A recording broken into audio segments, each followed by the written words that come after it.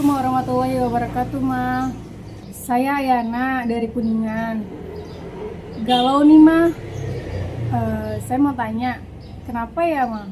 Kalau saya baca Quran tuh kok kayaknya cepet ngantuk banget. Terus juga cepet pegel. Tapi kalau saya lagi ke masjid, itu ngelihat orang-orang kayaknya asik banget baca Quran.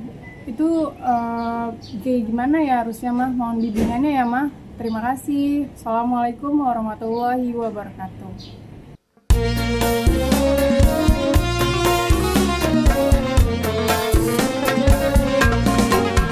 Setiap manusia tua atau muda, miskin atau kaya, pastilah punya masalah. Tapi semuanya membawa hikmah. Itulah ujian dari Allah yang kuasa.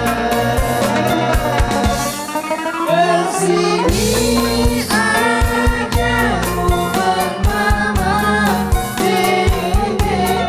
Kesini aja berbagi cerita. Kesini aja rumah mama, dede. Kesini aja berbagi cerita. Bersama-sama kita jadi berkah, insya Allah berakhir bahagia. Assalamualaikum warahmatullahi wabarakatuh. Selamat pagi pemirsa TV One dimanapun Anda berada. Senang sekali kami kembali hadir menemani Anda untuk ngaji bersama Mama Dede di rumah. Mama Dede. Sudah ada warna hitam, warna hijau. Kita belum tahu dari mana. Kita tanya dulu nih. Bu, dari mana ini, Bu? Majelis Taklim As-Salimiyah Cirebon. Dari Asalimia Cirebon. Gitu, Mah. Ya. Gitu. Nah, Mah, ini ngomong-ngomong Cirebon nih ya, Mah ya. Nah, tadi Bedu lihat ada sebuah video tayangan ya, Mah. Di mana ada seorang jamaah yang cemburu, iri melihat seseorang yang bisa berasyik-asyik dengan Al-Quran. Bisa mungkin dalam satu hari bisa berjus-jus, bisa dalam sebulan bisa khatam Al-Quran.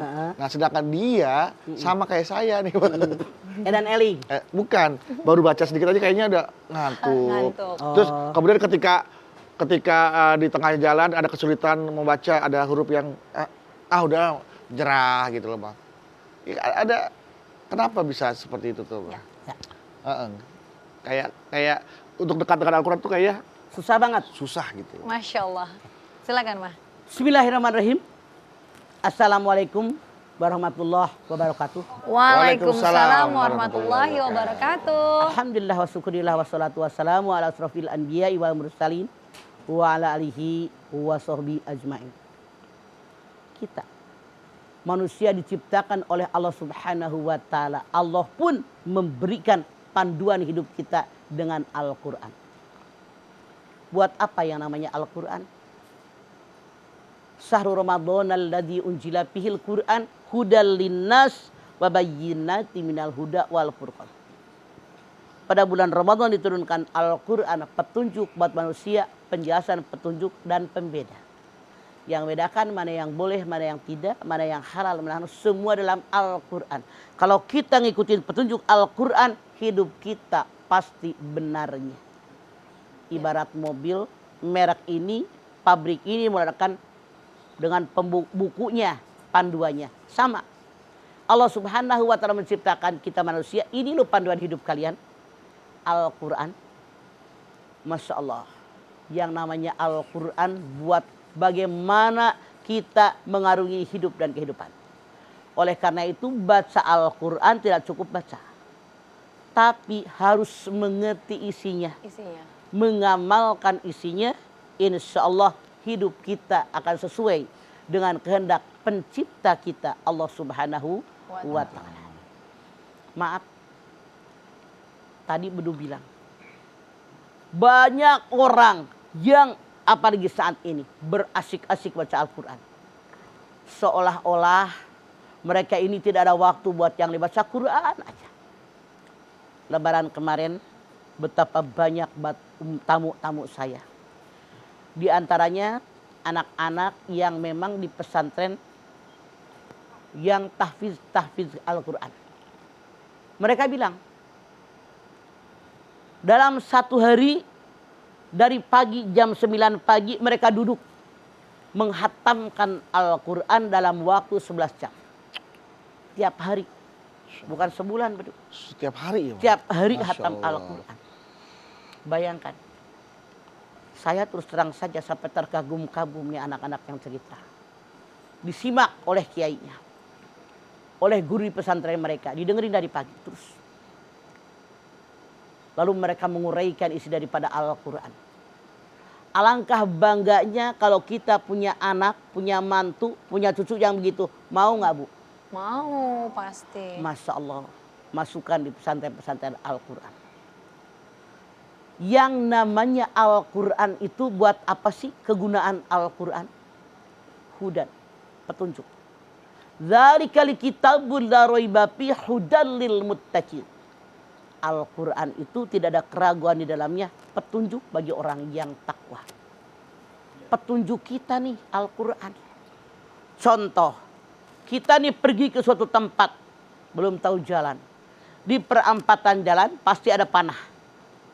Ini Jakarta, ini Bogor, ini Tangerang, ini Depok misalnya. Misal. Kalau kita mau ke Jakarta ikutin panahnya. Kalau kita mau Tangerang ikutin panahnya. Begitu juga Al-Quran. Ini loh yang menyelamatkan kalian. Ini yang menyusahkan kalian. Ini jalan menuju surga, ini jalan menuju neraka. Maka kita ikuti mana yang kita inginkan. Orang yang benar-benar mantap imannya kepada Allah Subhanahu wa Ta'ala, dia pasti asik dengan membaca Al-Quran. Karena Al-Quran itu kewajiban kita tahu Al-Quran. Kalau kita nggak ngerti isi Al-Quran, bagaimana kita akan benarnya hidup? Wong petunjuk kita di situ. Ya ayuhan nas qad ja'atkum mau'idatun mir rabbikum wa shifaa'un lima fis sudur wa huda wa rahmatun lil mu'minin. Yang namanya Al-Quran, Yunus 57. Telah aku turunkan buat kalian manusia Al-Quran sebagai mau'idah hasanah, pelajaran yang sangat baik, obat penyakit dalam dada, rahmat bagi orang yang beriman. Masya Allah, pelajaran yang sangat baik. Kalau kita hidup kita mau baik, tuh kaji Al-Quran. Jangankan yang namanya mengerti isinya, bacanya doang dapat pahala. Membaca Al-Quran tidak dikatakan alif lam mim satu huruf, tapi alif satu huruf, lam satu huruf, mim satu huruf. Masya Allah. Utsman bin Affan mengatakan, ada 3 perkara yang sangat aku cintai dalam hidup ini. Yang pertama, memberi makan orang yang lapar. Yang kedua, memberikan pakaian bagi orang yang telanjang. Yang ketiga, membaca Al-Quran. Tuh yang dicintai Utsman bin Affan. 3 itu ya, Ma. Sahabat Nabi, khalifah yang ketiga, dia mencintai 3. Beliau mengatakan yang pertama, saya sangat mencintai kalau memberi makan orang-orang lapar. Artinya apa? Utsman nggak ego, seorang kaya. Nolongin orang yang kelaparan, bantu. Kapanpun, dimanapun mereka dibantu. Sementara punten, apakah kita sudah melaksanakan ini apa belum? Kita kadang-kadang saudara kelaparan dicuekin. Ya Allah. Tetangga kelaparan emang gue pikirin. Astagfirullah. Rasul menyatakan, bukan termasuk golongan umatku kalau dia tertidur karena kekenyangan, tetangganya nggak bisa tidur gara-gara kelaparan. Utsman itu sangat menyukai ngasih makan orang-orang yang kelaparan. Dibantu dimanapun mereka berada. Tidak sedikit kita yang mengaku beragama Islam cuek dengan orang lain. Emang gue pikirin, Enak banget kita yang kerja capek kok mereka dapat bagian. Itu yang salah. Orang yang benar-benar beriman kepada Allah, contoh tuh Utsman. Sampai sekarang dananya di bank masih ada. Saking dermanya seorang Utsman bin Affan, dia memberikan sumur dari orang Yahudi. Masya Allah, siapapun yang minum air tadi bebas meminumnya. Saking dermanya Utsman bin Affan. Yang kedua, dia sangat menyukai memberikan pakaian orang yang telanjang. Kalau orang nggak punya pakaian, dikasih pakaian. Yang dimaksud telanjang di sini bukan hanya nggak pakai baju badan, bukan. Tapi orang yang tidak punya keimanan. Orang yang tidak punya ketakwaan. Dididik oleh Utsman bin Affan. Agar mereka punya iman. Agar mereka punya ketakwaan. Makanya dia gencar banget ngajar di majlis-majlis ini. Quran luar biasa, nggak pernah dilepas. Lihat dalam sejarah. Ketika Nabi besar kita Muhammad SAW meninggal dunia. Kan Quran belum dibukukan. Belum. Ya. Masih tersebar. Masih. Di lembaran-lembaran kayu. Yang semuanya dikumpulkan di rumah Hafsah. Hafsah itu istrinya Nabi, putrinya Umar bin Khattab. Di situ dikumpulkannya. Di zaman Abu Bakar dikumpulkan belum jadi.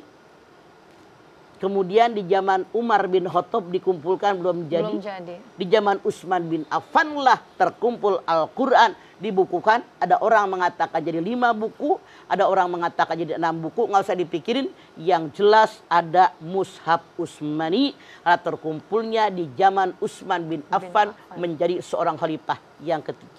Ya. Itu Al-Quran. Masya Allah ya, Mas. Jelas, ya. Mudah-mudahan kita ini benar-benar menjadikan Al-Quran ini benar-benar selain berasik-asik dengan Al-Quran bisa menjadi penjelasan juga buat kita, petunjuk dalam penjelasan dan juga menjadi pembeda dalam Beda. hidup kita ya Maya. Halal haram Halal, kata haram, Quran. kata Boleh Quran. nggak kata Boleh Quran? atau tidak. Itu yang kita ikuti. Oke, setelah ini kita kembali lagi ya Ma. Boleh. Jamaah jangan kemana-mana, tetaplah bersama kami di rumah Mama Dede.